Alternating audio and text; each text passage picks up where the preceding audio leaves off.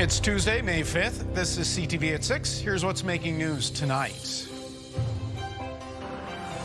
A frightening scene after a bus carrying children crashes in the Annapolis Valley. The Moncton Wildcats face Game 7 on their quest for the Q League Cup Finals. Rain and showers returning to the Maritimes Wednesday night into Thursday, clearing away for Friday. Live from our Maritimes News Center, this is CTV News at 6. Here is Todd Battis. Good evening. It was a frightening few moments for more than 24 children involved in a crash when the bus they were riding in went off the road in the Annapolis Valley. Some had to be rushed to hospital.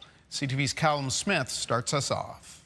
It started over there, and he bounced out of there, and then went that one, and then it stopped right here. They are culverts, and it was a bus carrying 25 kids from across the Annapolis Valley. A chaotic scene on Tisha Burrell's front lawn. When I seen a few students coming off there, I seen like a couple of them were bleeding and had bloody noses and stuff. Her first instinct was to help until first responders arrived. So I was like, oh, I'm going to go get some toilet paper. And then I seen a couple of them were kind of cold, so I brought them out blankets, and then I brought out an ice pack. The students are part of Cantamara Youth Choirs of the Annapolis Valley. There were also 3 adults on board. The bus that they were on, one of the back wheels hit a culvert, and on that road, it was a back road, there were several culverts in a row, and the bus just kept hitting them and swerved. Then coming to a stop in the road. Parts of the bus, came off. It was coming up and bouncing off the ground quite high, leaving the kids shaken up. Mostly they were minor injuries because they were bumped around. Lots of kids hit their heads, and so they were sent to hospital just for further investigation. She says 11 choristers were taken to hospital, 1 via life flight, but that girl was sent home and is said to be doing well. Police had little new information today, including what caused the bus to leave the road. We still are gathering information and reviewing that information, so at this time, the cause of the crash is still under investigation. But for people here, it was a fright like no other. Worried to death, with the kids. Yeah, it's nice to know that everybody's going to be okay. The choir group is thankful for support from a nearby school, first responders, and locals. Some of the kids on the bus said they thought the bus was going to tip right over, and thankfully that didn't happen. So we are so happy to report that, our kids are home with their families, shaken up for sure, but healing at home. Callum Smith, CTV News, Somerset, Nova Scotia. Well, you knew it was coming. The price of a liter of gasoline has now hit the $2 mark. Prince Edward Island hiked the prices overnight. Rising costs are putting a chill on summer travel plans, from the family road trip to flying. CTV's Jonathan McGinnis now on the risk to tourism. Maritimers have seen gas prices surge in recent weeks. $1.91.7 in the Halifax area for regular self-serve. It's about the same in New Brunswick, while PEI has cracked the $2 a liter mark. Filling up a vehicle is costly. Aviation fuel is also sky high. 3 months ago, we were paying $65 a barrel U.S. for aviation fuel. It's now going north of $150. To counter those costs, airlines have been adding fuel surcharges to their ticket prices. WestJet has applied $60 to their bookings, while Air Canada has tacked on an extra $50. Air Canada is not seeing that price impact just yet because they're still in the hedging mode on fuel. Come June 1 or thereabouts, they'll be paying spot prices, and that's going to be a kick in the butt for Air Canada's profitability. Despite the growing costs, Canadians aren't staying home. Statistics Canada research shows domestic air travel rose by 10% in March compared to the same time last year.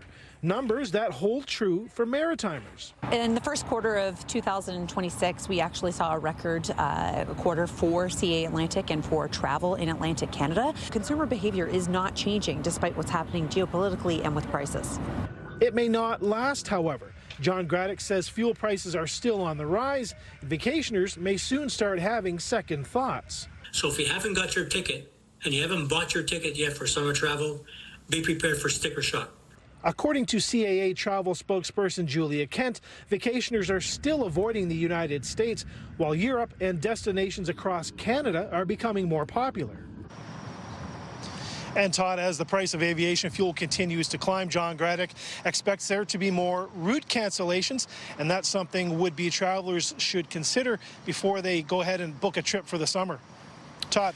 Good advice there. Thank you, John McGinnis. At the pumps tonight in Halifax, we're going to make this a CTV web poll this evening. We're asking, is the cost of gas or jet fuel affecting your summer travel plans? The options: yes, I won't be traveling much this summer. No, I still will be traveling as planned. Or I was never going to travel this summer anyway. We'd love to hear from you at ctvnewsatlantic.ca. It's do or die for the Moncton Wildcats tonight. The sole Maritime team left in the Q League playoffs faces a must-win Game 7 as it chases another cup appearance. CTV's Derek Haggett reports on the hope and the hype. It was brief, but all business for the Moncton Wildcats at the morning skate today. Just 12 minutes to help prepare for Game 7 against the Armada, with a berth in the Quebec League Championship on the line. A lot of players will play their whole junior career, maybe their pro career, and never get to experience a Game 7. You know, they're rare. C'est remporté. C'est de Campfire. Et goal! The coach says the team is over Sunday's shocking road loss when the Armada scored with just a second and a half to go in regulation. Coverage wasn't quite there, and then, you know, what happened in the last seconds, one of those miracle shots, you know, but you move on, you know. Sometimes you obviously the goal to get to the next series, and sometimes you got to earn your way. Moncton finished first overall in the league again this season and won their first 8 playoff games. Now, some adversity, with one more victory needed to stay on the path to the Memorial Cup. Well, expect the unexpected. It's hard to make predictions on Game 7s. You know, the Wildcats could steamroll. The Armada could come in and surprise. The fans feeling pretty good about tonight. A little bit nervous, but I got confidence in the boys. Yeah, very confident. I think this is going to be a great experience for the players, and this will be beneficial for them. Confident, we hopeful, very hopeful, and we have 3 others coming too, so we're going to have a good time. I think Gardner will have them prepped and come back stronger today, so I look forward to seeing them in the championship. Now, Todd, if the Wildcats are fortunate enough to win tonight, they'll host Chicoutimi. They'll have home ice advantage for the Quebec League Championship. And the winner, of course, will head to Kelowna for the Memorial Cup. Now, the league hasn't announced anything yet, but it's likely that if Game 1 is here in Moncton, it'll go Friday night. And it's also pretty likely that this guy will be here for that game. Todd. Yeah, that's a pretty good assumption, Derek. Nice that you've got your friend with you. Yeah. Look, the puck drops in about 50 minutes' time. Is it a sellout? It's not. There's going to be a great crowd here. I'm told the rink holds about 8,800 for hockey. And as of about 45 minutes ago, there were about 7,000 tickets sold, give or take. So not quite a sellout, okay, but a big crowd for Game 7 here tonight against the Armada. All right, so folks can, if you're in the Moncton area, get to the Avenir downtown. Thank you, Derek Haggett, inside an electric Avenir Center in Moncton, and thanks to your pal there as well. Now, later in our feature interview, we will speak with Moncton Wildcats insider Marty Kingston, and there's more on the team's run for the Cup at ctvnewsatlantic.ca. New Brunswick's largest airport saw steady growth last year by welcoming over 650,000 passengers. That's according to new numbers released today. Today's Greater Moncton International Airport AGM highlighted new routes to Western Canada and Ottawa. The airport says it's looking to build on that by adding new services to Toronto and Montreal this spring and summer. Officials at the airport say they're thinking about what comes next, including longer haul destinations and an expansion to the terminal. Working closely with our board of directors on what a future terminal expansion would look like. We're seeing a strong interest in Vancouver as an example, and so that's something we're actively working towards. We think we would have the numbers to support, say, a weekly flight to Paris or London. It's a heavier lift, but that would be the dream, to add that to our route map. The new service to Toronto, operated by Flair, is set to start next week. The airport also says exports like live lobster continue to play a key role in connecting the region to global markets like Asia and Europe. There's a live look, speaking of lobster, at the wharf in Yarmouth, where it is a beautiful, sunny 11 degrees. Let's bring in CTV meteorologist Caleb Mitchell. We'll get to the sun, but right now you are keeping your eye on some thunderstorms? That's right. And so as we take a look at the radar picture in behind me, it's pretty easy to see where the action is, and that's up towards the northwest of New Brunswick. You see a couple lightning strikes being picked up with a line of some downpours and occasionally a few thunderstorms making its way out of Maine. Let's take a closer look at that. So brighter returns here on radar indicate that there may be a brief downpour as this moves through. Lightning has been diminishing a little bit over the last hour, but whether or not there is some lightning with this as it moves through parts of the northwest of New Brunswick, there is a risk of some strong wind gusts as that line moves through. Maybe some gusts in the range of around 70 to 90 kilometers per hour, because this line of downpours and the occasional thunderstorms basically moving at highway speeds right now, moving off towards the east at around 70 kilometers per hour. So taking a closer look at the area, this is sort of getting on the doorstep now of areas like Grand Falls. So within the next 30 to 45 minutes, you're going to want to watch for the worst of this to move through that area, as well as communities like Perth Andover and around Tobique First Nation, and may even have to keep an eye out for Plaster Rock coming up towards the end of the hour. There's also some rain and some showers in place up around the northwest New Brunswick, including Edmundston. The entire area is the northwest, but up a little bit further towards the northwest, including around Edmundston, but no lightning in the vicinity of that rain at the moment. Now, as Todd mentioned, there's a severe thunderstorm watch in effect for that part of New Brunswick, and expect that to be active over at least the next couple of hours. All right. Now, for the rest of the Maritimes, very sunny conditions, very warm away from the coast today, with a lot of temperatures coming up to the high teens and low to mid-20s. Cooler for some coastal areas. We'll see a similar divide in temperatures for tomorrow. So, Todd, I'll have more on that when I come back a little bit later on. Okay, we'll see you in a few minutes for that. Thanks. Nova Scotia is overhauling the way it supports people living with disabilities. Instead of funding organizations, it's sending money directly to individuals. A sweeping change, the province argues, empowers people to live more independently.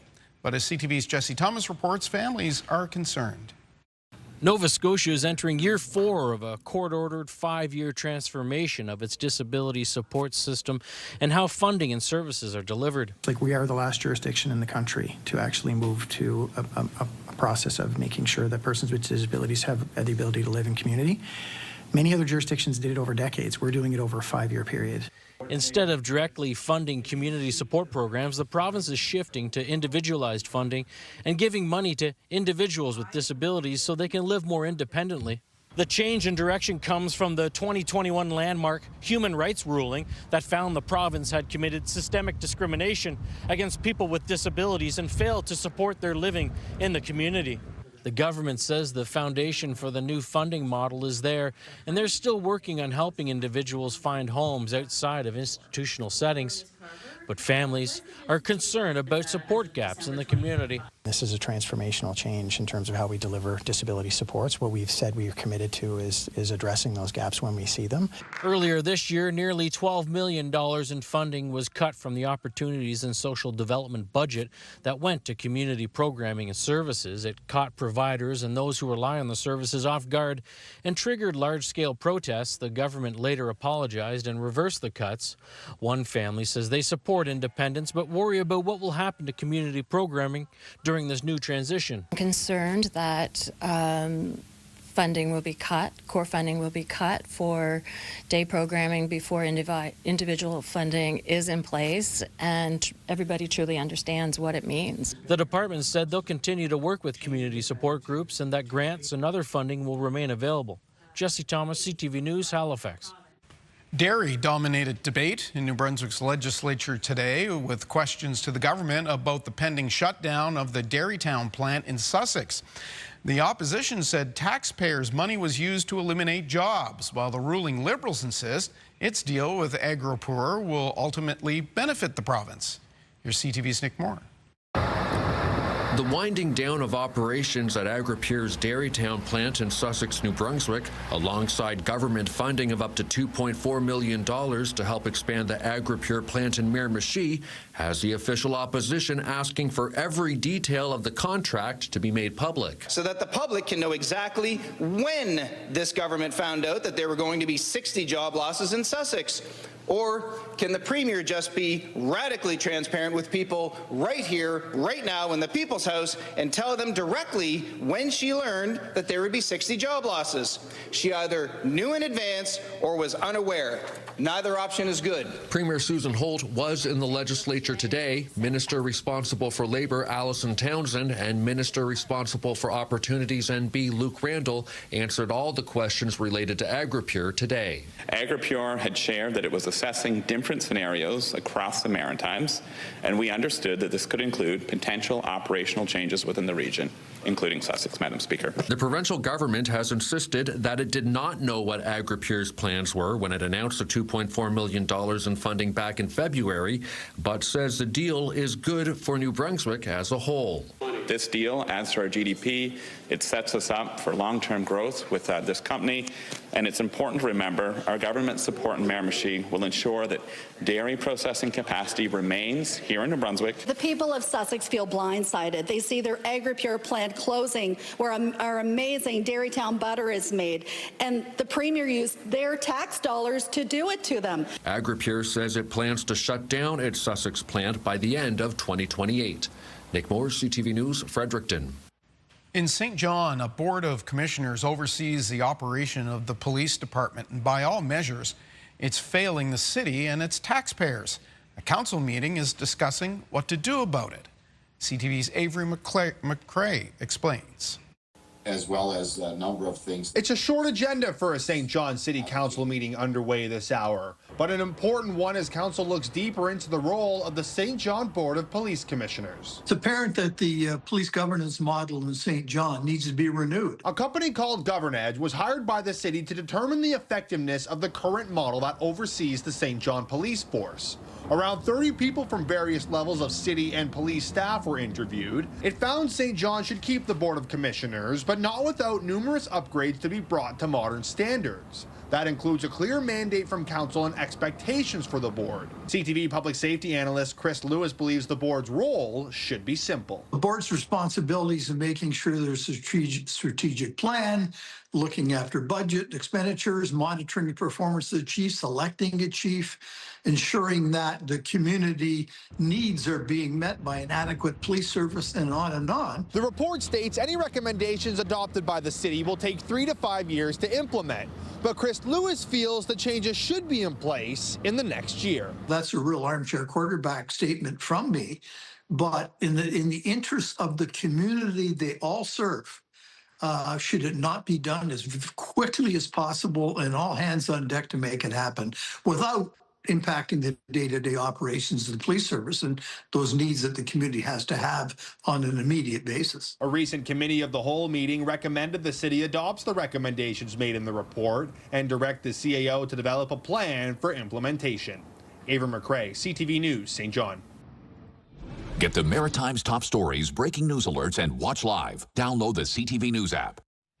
3 years ago today, the World Health Organization declared an end to the global COVID-19 pandemic. The impact of the disruption is still being felt in schools. As CTV's Vanessa Wright reports, it's not just homework students are trying to catch up on. It was a moment in time that shifted every sector and system on Earth. And though today marks 3 years since the World Health Organization declared an end to the COVID-19 pandemic, its effects are still lingering in many places, including in the classroom. You know, I think we were sort of warned about that early on, but we didn't maybe consider that 6 years down the road we would still be dealing with these things. Laura Lee Burgess with the Oxford Learning Center sees it firsthand in mostly junior high students who were in elementary school when the pandemic hit.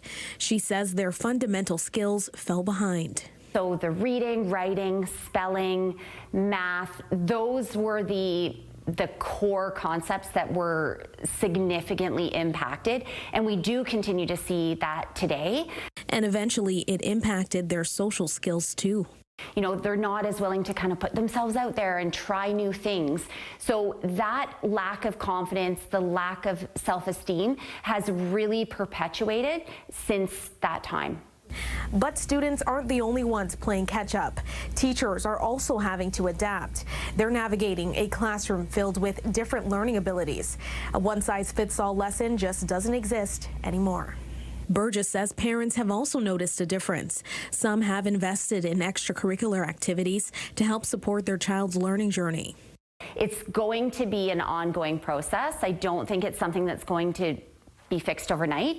I remember hearing back during COVID that it would take, research was showing back then that it would take up to 10 years to return to those pre-literacy rates.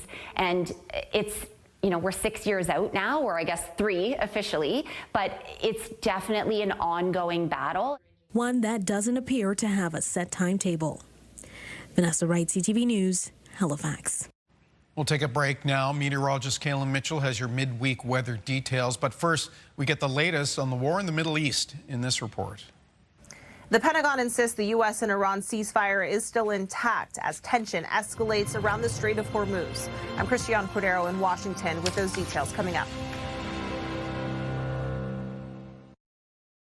This is your Campfire Conditions Report brought to you by Pine Acres RV, where customers become friends. And in the province of New Brunswick right now, Category 1 fires and campfires are restricted to the hours between 8 p.m. and 8 a.m. For Nova Scotia, Category 1 fires and campfires restricted to the hours of 7 p.m. to 8 a.m., except for Victoria, Cape Breton, and Richmond County. In Cape Breton, there, campfires and Category 1 fires permitted between 2 p.m. and 8 a.m. And in Prince Edward Island, campfires are currently permitted, but Category 1 domestic brush burning is restricted to the hours of 8 p.m. to 8 a.m. Remember, as well as checking in on the provincial restrictions, which we just did, to check in on any municipal restrictions and bylaws. That's your Campfire Conditions Report.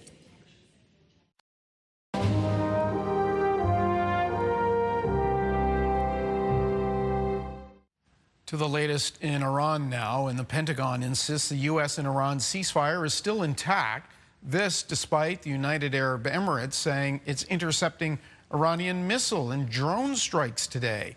Here's ABC's Christiane Cordero in Washington.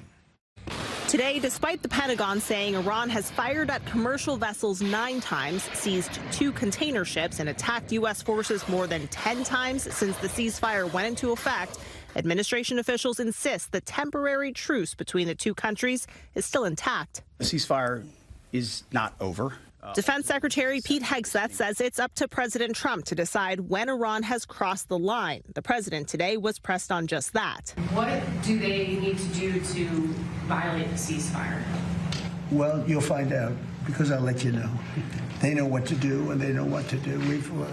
They know what not to do, more importantly. The United Arab Emirates today says it's intercepting more projectiles from Iran. Officials there say one hit a major oil refinery yesterday. Iran says it has no animosity against any Gulf states. Its Revolutionary Guard today warned all vessels intending to move through the Strait of Hormuz must follow their lead. That's at odds with what the U.S. has dubbed Project Freedom, vowing to guide commercial vessels through the strait. As the war drags on, no deal is in sight, and with no apparent talks in the works, Trump insists Iran has just one choice. They should wave the white flag of surrender. In hockey, they say, uncle, right? When are they gonna cry uncle? And today, Secretary of State Marco Rubio announced the administration will forward a new draft resolution to the UN Security Council aimed at pressuring Iran into reopening the Strait of Hormuz. Christiane Cordero, ABC News, Washington. Still to come, we'll take a look at how things are shaping up weather-wise tonight. Kaylin returns with the full forecast, a little wetter than what we've become accustomed to in the last day or so.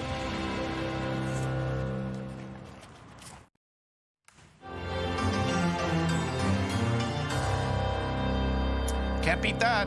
Cox Heath, beautiful afternoon.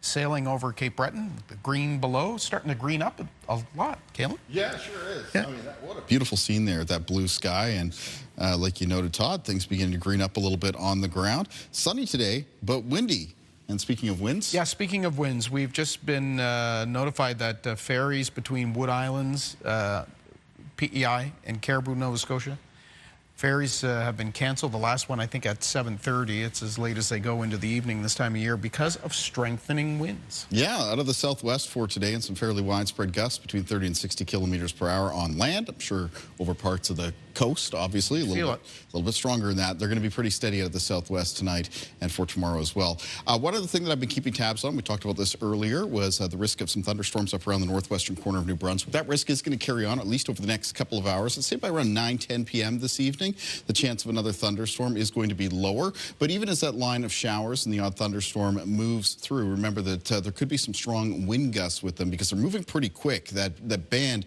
of showers and thunderstorms coming in out of Maine, it's moving at about 70 kilometers per hour. So that increases the chances that there could be some gusty winds as it passes through. That's what's showing up here on our timeline through the brighter colors, the yellows and the oranges. And then that part of New Brunswick, even after the 9-10 p.m. Time, it can expect some more showers throughout the rest of the night. There'll even be a low chance of showers passing through some central and southern areas of New Brunswick. Other parts of the Maritimes will see some cloud cover and some fog develop for tonight. So that'll be around for the start of the day for tomorrow. Pretty cloudy, foggy start for the region. There will also be some further rounds of both rain and showers that make their way across northern areas of New Brunswick throughout the day. So expect a pretty wet day up around Edmundston, Perth, Andover, Campbellton, Dalhousie, Bathurst, Acadian Peninsula, and even Miramichi will see occasional showers pass through. That's along a weather front that's going to continue to work its way into the Maritimes Wednesday night and into Thursday morning and bring rain and showers more widespread to the region. Now the winds we were just talking about out of the southwest, and still with some gusts around this evening getting up between 30 and 60 kilometers per hour, maybe even up to around 70 on exposed areas of the coast. They continue out of the southwest for both tonight and for tomorrow. Tomorrow's winds will be very similar to today with one exception, and that's up in the north of New Brunswick where that front is arriving first. There, the winds will begin to change direction out of the northwest, and they should ease up a little bit as that change begins to take place. Now, low temperatures in the forecast for tonight around the Maritimes, mostly high single digits and low teens. Highs in the forecast for tomorrow for the north of New Brunswick, 10 to 14 degrees for most, though milder at Miramichi, close to 18. Fredericton tomorrow near 17 degrees, 12 for St. John, and 19 degrees for Moncton, the southeast. For Prince Edward Island on Wednesday, high temperatures mostly between 17 and 21.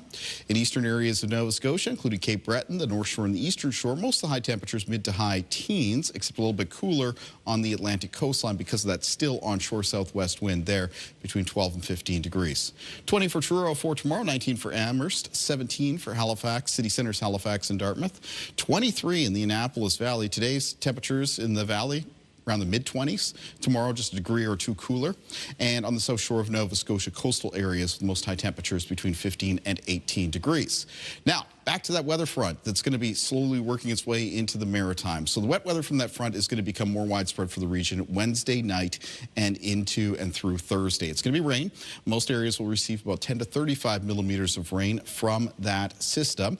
The front, though, of course, arriving earlier into northern areas of New Brunswick, and that's why the north of New Brunswick for tomorrow, it is some rounds of rain and showers in the forecast. And because they're getting into that wet weather first, and it's going to linger a little bit longer, there is a potential for the rain to add up a little bit more in the northwest of New Brunswick. So a special weather statement in effect. Rainfall totals could be 40 millimeters or more. For our viewers in the Gaspé Peninsula in Quebec, there's a rainfall warning out calling for the potential of 30 to 50 millimeters of rain.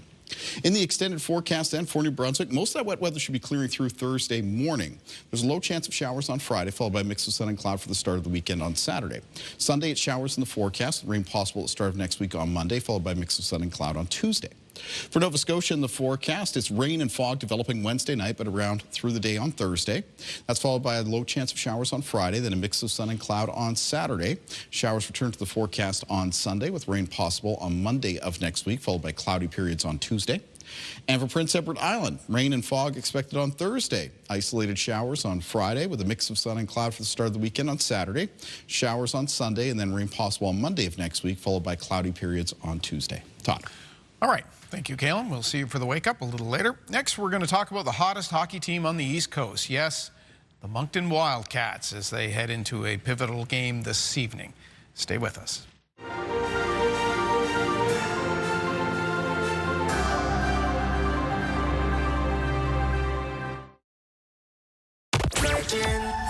Okay, Okay, so we're back at it tomorrow. Get those Virgin Radio 5K a day keywords for the chance to win. They'll start with us after 7 a.m. And we'll have tickets around 7:30 for the Great Outdoors Comedy Festival.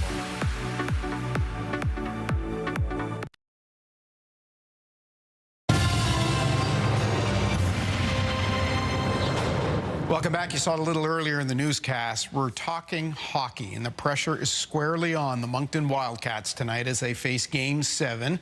And few know the Moncton hockey scene better than our next guest. The voice of the Cats, Marty Kingston, has made a second home of the broadcast booth in the Hub City over the years at the Moncton Coliseum, now the Avenir Center. Marty, I want to get to Game 7, looking ahead to this evening. But first, look, we got to talk about that Game 6. You've seen a lot of hockey. Have you ever seen... We really have to talk. Have you seen anything like that? And we're showing the pictures now. A couple of goals in the last couple minutes and one with, what, half a second left? Yeah, they pulled their goaltender, and I think with 40-some seconds to go from the blue line, it found its way. That's the tying goal, and the winning goal came back in our end, Moncton's end, and 1.5 to go on the clock. They got the face-off back. And this is Justin Carbonneau fella, St. Louis Blues property, 51 goals during the year, and just fell forward into the standing up puck, and it went under the bar in a millisecond, and that was the winner with 0.5 seconds or maybe 1 second to go. I can't remember. Very close to being the end. Look, these players are young men. Is it hard to shake off that kind of loss? Will that be in their heads tonight for Moncton? I think the Gardner-McDougall philosophy and the team is much pride. I think when you get to midnight, you turn the page and they don't so much reflect on the previous game. Shocking defeat, but I mean, in this game of hockey, Todd, as you know, nothing is for certain, including a lead in the final seconds. They've got a talented hockey club, and they work very, very hard under Alexandre Jacques. A number of NHL draft picks in that lineup. So we did ice the puck a couple of times prior to. That's on record. That didn't help. And the faceoff ended up in our zone. But they're a battling team. It's Game 7. I think we're expecting near capacity at the Avenir of 8,500, in that range, I'm hoping. So here it is. All the cliches apply. And the winner meets Chicoutimi for the league final, the Gilles Couture Trophy. We are defending champs, of course, after an outstanding year last year. That's right. And here we go tonight. So what's the key? What are you going to be looking for? What does Moncton need to do well to win? Well, we're known for our speed, and that has to be established early. I mean, power plays are important. We haven't seen many penalties. I don't think the Armada picked up a penalty in Game 6. We had one. So I think penalties will be a factor, but I can see both teams really sticking to hockey, playing great defensively, and try to find chances when they can. The goaltenders have been outstanding. Rudy Guimont, property of the Detroit Red Wings for Moncton. They've got William Lassell, who didn't play last game. In came Zach Pelletier, the backup, and he played very well as the Armada took. They won all 3 games 3-2. We have 2 wins of 6-2 and 1 of 5-4. And the first game, Todd, went into 12:18 in the morning, 5 hours and 18 minutes roughly, 4th overtime period before they won at the Avenir back a week and a half ago. So you mentioned, what, a total of 1 penalty in the last game, so both very disciplined teams. This is sort of familiar ground for Coach Gardner-McDougall. He kind of thrives in this pressure. What would you expect? What kind of team is he going to put on the ice tonight? Would you expect any changes in the lineup, or, you know, could he? No, he's not going to mess with the lines at this point. No, I think it's copy and paste, basically. There may be a forward on the 3rd or 4th line that could jump in and out. I'm not sure. We haven't seen the lineups yet, but it's very positive. He's an extreme motivator. The players love to play for him. And I think they put that aside. It was a shocking defeat in Game 6, there's no question.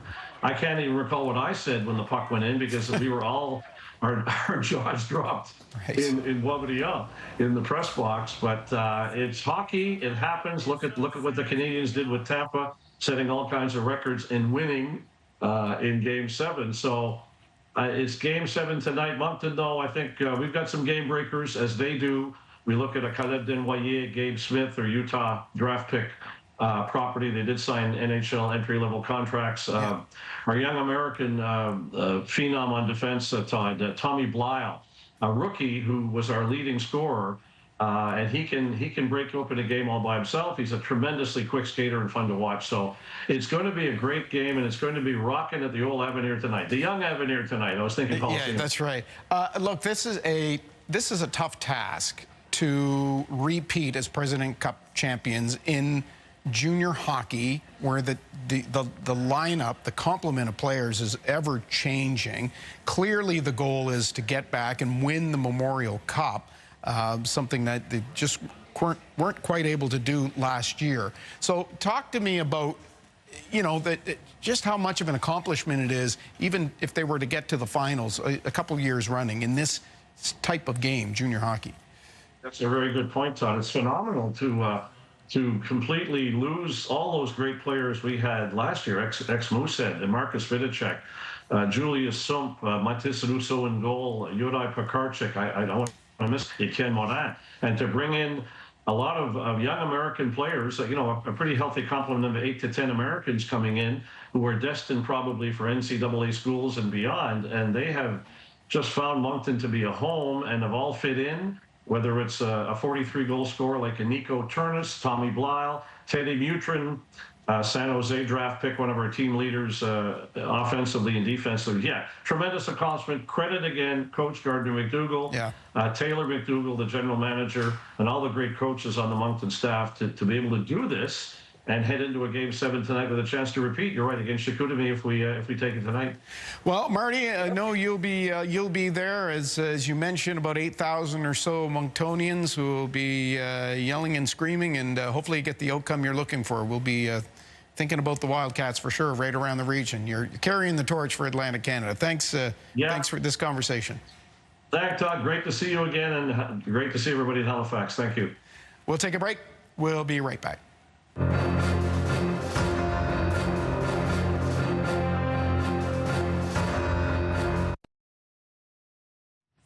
Turning to medical news now, it's in the headlines, but what exactly is hantavirus and how does it spread? CTV's Amanda Debison takes a look in tonight's edition of The Lifeline.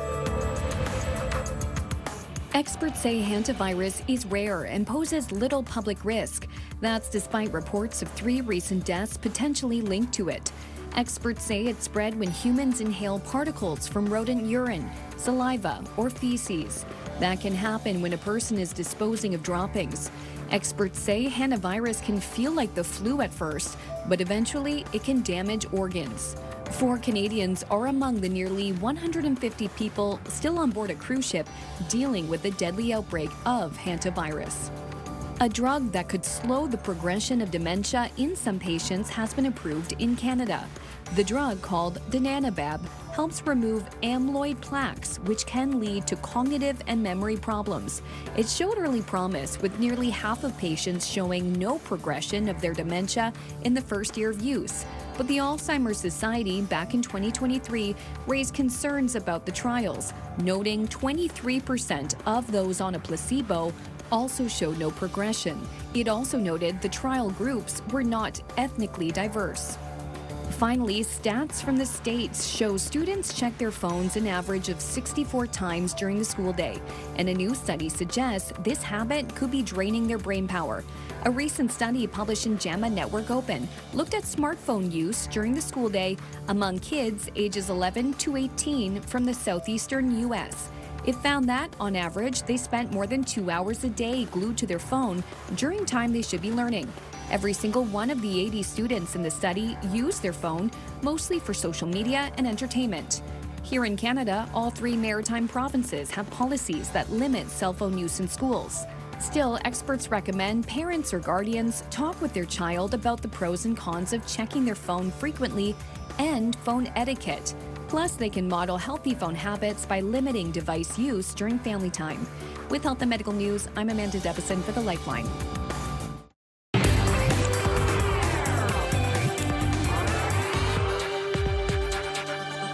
We're on the scene. Tonight on CTV is the season finale of the hit drama Will Trent. ABC's George Pinocchio caught up with star Erica Christensen with a look at what fans can expect. Get out of the car! 2 cops took our friend, shoved her in the back of their patrol car, and took off. Those don't sound like police officers. The season finale of Will Trent sees the team racing to find a missing college student. but a standard abduction becomes a far more dangerous conspiracy. This is happening, I think. And a very pregnant Angie Pulaski, played by Erica Christensen, fights to deliver her baby safely. Where Will and Angie start and where Will and Angie end the finale is actually quite different. Christensen says this whole season her character has been pregnant, and that may have confused some fans. I understand anyone who thought that I was really pregnant. I'm not, I haven't been. Christensen says from the moment she read the first script, she connected with Angie, and she thinks she knows why fans have too. She has such a strong purpose to advocate for people in situations where they need someone to advocate for them. She wants to help people. In Los Angeles, George Pinocchio for ABC News. The Will Trent finale airs tonight here on CTV at 9 o'clock, and we'll see more of Will Trent next year. It's just been picked up for a 5th season. Let's take a look at the rest of the lineup.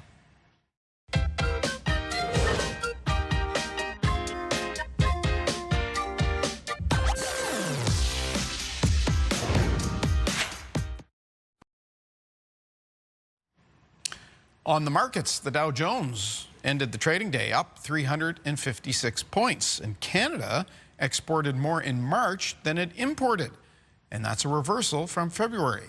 BNN Bloomberg's Marilla Fernandez explains. The trade surplus, as it's called, was about $1.8 billion in March, and it is the first one we've seen in 6 months. Exports increased 8.5%. Imports fell 1.6%. Canada exported more gold and energy to the world, with the start of the war in Iran paralyzing the Strait of Hormuz. And about $49 billion worth of cars and light trucks were sent to the U.S. in March, and that's the highest it's been in a year. Here are the closing numbers for the day. The Canadian dollar is down to $73.40. West Texas Intermediate down over $4 to $102.27. Western Canadian Select up over $5 to $83.88. And the TSX lost 71 points today. Those are your business headlines. I'm Marilla Fernandez. Kayla Mitchell is on the weather deck, and boy, do you have a beauty of a shot for us tonight. Oh, yes, it's a very nice picture, and this is coming in from this past weekend, so let's go and take a look to it. This is from Darlene Wagner. It was taken at Church Point, just down in the southwest of Nova Scotia. And I want to thank Darlene very much for sending in this picture. Beautiful colors there. Underneath the clouds, you can see those crimsons, and that's being reflected as well by that sort of pool of tidal water that's in around the coast. As for Darlene, she actually lives in Bellevose Cove, and Bellevose Cove for tomorrow. It's going to be some cloud cover, some fog around first thing in the morning, but some sunny breaks expected in the afternoon, and the high temperature getting up to around 16 degrees. Let's take a look at our day planner for tomorrow. So first thing in the morning, pretty cloudy, and with fog around a good portion of the Maritimes. There'll be some showers passing through northern areas of New Brunswick. Morning temperatures mostly around the high single digits and the low teens. Then for the afternoon, the sun actually breaks through a bit for both Prince Edward Island and for Nova Scotia. And that will allow areas away from the coast for those two provinces to get up to the high teens and low 20s. Cooler for coastal areas. Now, New Brunswick remains cloudier, and there'll be some further rounds of rain and showers in northern areas of New Brunswick, with a lower chance of a shower down through central and southern parts of the province. And that's along that front that's going to bring wet weather more widespread to the Maritimes later Wednesday night into Thursday. Let's find out what's ahead, though, on Your Morning Atlantic. Wednesday on Your Morning Atlantic, 3 Wise Women. That's the name of a new digital health app specifically focused on health and wellness for women in midlife, and we'll get those details. Start your morning with us Wednesday on Your Morning Atlantic on CTV2 and Crave. And finally tonight, a high-tech, visually stunning art installation in Italy. Take a look. They call this Higher Power. The installation by British artist Chris Levine features green lasers illuminating the night sky above San Clemente Island. It was turned on last night to mark the opening of the Venice Biennial 2026. Levine worked with engineers to modify a military-grade laser system with test projections detected from the International Space Station. Higher Power will be switched on over Venice for the next 7 nights. That's a look at the day here at home. Bruce will be here at 11:30. Hope to see you right back here tomorrow night. I'm Todd Battis. Good night.